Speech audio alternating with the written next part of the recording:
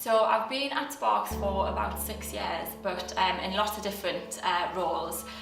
But now in this role I've been head of Sparks since February. We recently partnered with Great Ormond Street Hospital Children's Charity, and so within the new partnership format I sort of look after and coordinate Sparks activity throughout the whole charity. So SPARKS is a UK charity that funds paediatric children's medical research. So we want to fund research all across the UK to find the treatments and cures that families and children really desperately need. We obviously didn't realise anything was wrong until I was in labour and he didn't want to come out. So he was born by emergency caesarean, and then he was born. And there we were with a child who's not alive. However, at the Royal United Hospital, they resuscitated him after 10 minutes and brought him back to life, which was amazing. So, and then he was sent off to Bristol, St Michael's Hospital, where he had the opportunity to have specialised treatment.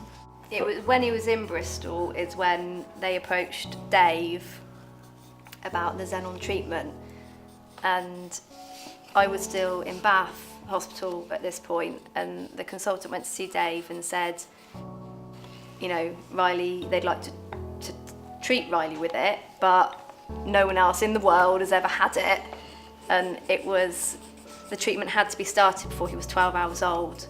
So to have to make that decision with the clock ticking was just horrendous.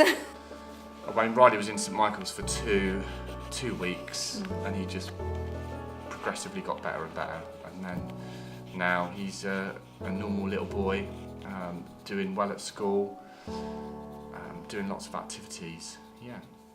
Yeah, and we're so hugely grateful to Sparks for supporting the work that was going on there at St Michael's, and you know, without them, the story could have looked very different. I got involved with Sparks about 4 years ago. My granddaughter was born at St Michael's Hospital in Bristol. Unfortunately, she had complications at birth. She suffered severe oxygen starvation, which can very often lead to death and brain injury. She was in intensive care for 2 months, and she very nearly died. Fortunately, St Michael's was trialling an intervention funded by Sparks, which is designed to mitigate the effects of oxygen starvation. That programme is still going on, so the results haven't yet been published, but I believe it saved her life. As a result of that, after the event, I got in touch with Sparks and said, what can I do to help? And they suggested that I might like to form a local fundraising group, which I did in April of 2014. The committee has 2 principal aims: to raise money for children's medical research, and we support 2 charities, Sparks and Action for AT. But in addition to raising money, it's very much about raising awareness through publicity and making people, enhancing understanding of the need for children's medical research and the work of the 2 charities. Ever since we started with the ball, we had an ambition to make it successful and to grow the event, and our mantra is we want it to be, we know that people get invited to lots of balls and events, and if they could only go to 1 event a year, we want it to be ours. The lead up to the ball, it's such a roller coaster in organising it. The first thing we do is book everything we can, and then we try and get tickets sold. And there's always a moment where we go, oh God, no one's coming. And then suddenly you get this mad influx of people who take tables, and incredibly every year we've sold out. The moments before our very first guests arrived in year 1, when the champagne was poured and the band was ready, the tables were laid, the lights were dimmed, and we had made it that far. That was just so super exciting. We had a surprise entertainment in the first year, so we had some firemen, pretend firemen, come in, and only the committee knew about it, and everyone was sworn to secrecy. And so our family members didn't know about it, our friends didn't know about it, and they walked in and they were checking plugs and all the rest of it.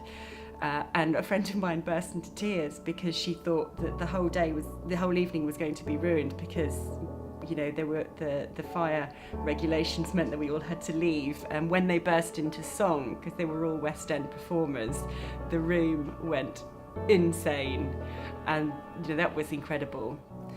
So over the years I have done various things. I have my favourite thing was shaving my head.